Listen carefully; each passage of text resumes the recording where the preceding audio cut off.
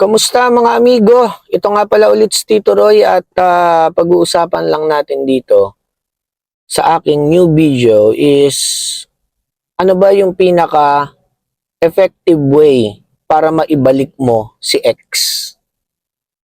Ano ba? Ano nga ba ang pinaka effective way para maibalik mo si X? Ano? O bakit nag-aabang ka? Mukhang gustong-gusto mo maibalik si X ah. Gustong-gustong maibalik si X oh. Sige. Actually, wala. Walang effective way para maibalik mo si X. Dahil hindi na para ibalik mo pa yung X mo. Kaya nga X eh, 'di ba? X is an X, 'di ba? Hindi na para ibalik mo pa 'yon. Kasi kung pinagpalit ka na niyan, hindi mo na para ibalik pa 'yon. Wala na 'yon eh. Sabihin, pinagpalit ka na niya, nakahanap na siya ng ibang gusto niya.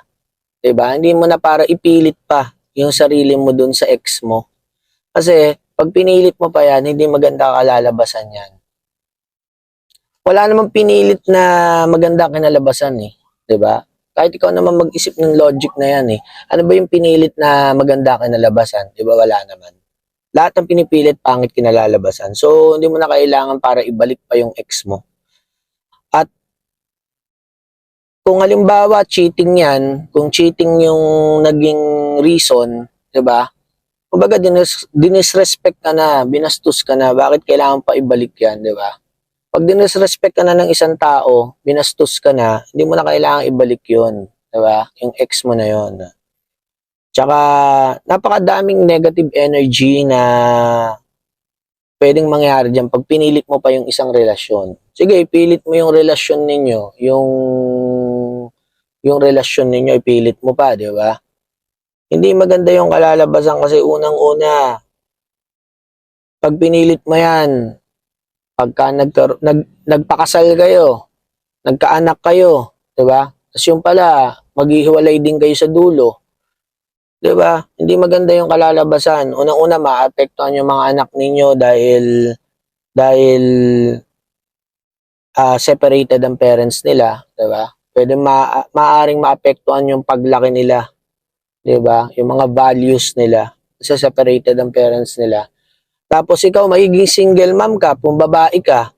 Pag lalaki ka naman, kailangan kang tanggapin. Halimbawa, makapili ka ng partner mo na babae, na dalaga, na walang anak. Kailangan ka niyang tanggapin or kailangan niyang tanggapin yung point na yon na may ano ka na may anak ka na. Diba? So, ang daming negative energies na pwedeng mangyari pag pinilit mo pa yung isang relasyon.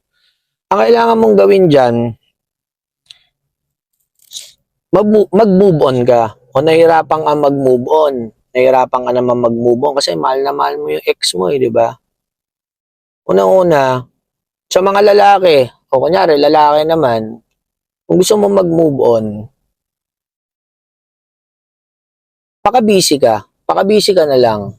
Trabaho ka, gawa ka ng pera, pataas ka ng social status mo, diba? Mag-ehersisyo ka, mag-exercise ka, diba? Basta bisihin mo yung sarili mo. Then, darating at darating yung para sa'yo. Mas okay pa yun sigurado yung darating sa'yo.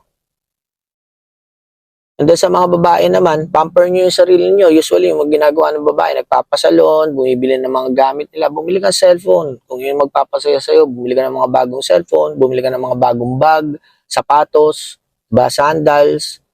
Gawin mo lahat yun. Nood ka ng sine, diba? Punta ka sa magagandang lugar, diba? And then, pagka naramdaman mo na nakaka-move on ka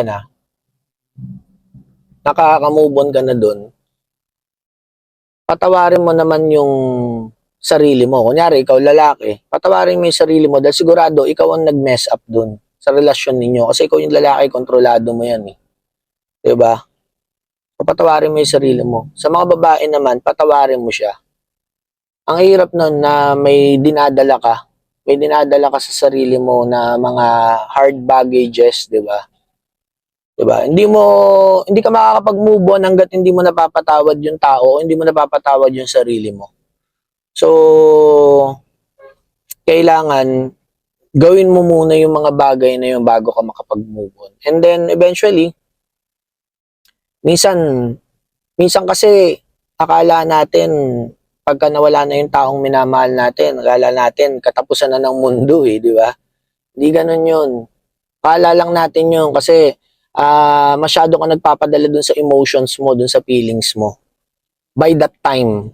Pero ang totoo niyan, pagka lumipas na yon, magugulat ka. Minsan nga yung ibang tao nagpapasalamat pa na nawala yung mga dati nilang mga karelasyon kasi kung hindi nawala yung mga yon, hindi nila makikilala ngayon yung lalaki o babaeng nakakasama nila ngayon na sobrang goods o sobrang saya nila ngayon sa mga relasyon nila, di ba?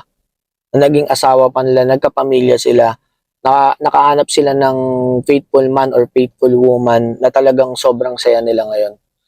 So, ayun lang, mga amigos, sana may mga natutunan kayo sa video ko.